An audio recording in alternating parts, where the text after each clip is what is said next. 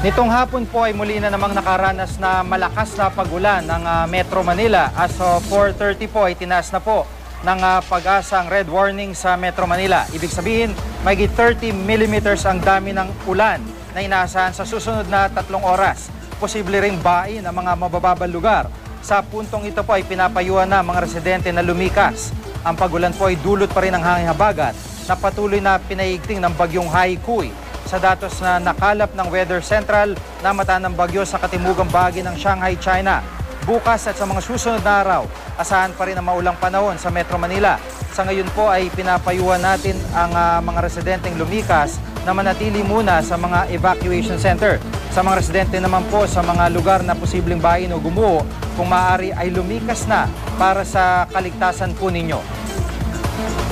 Ano man ang panahon, magplano, magsiguro, makibalita sa GMA Weather. At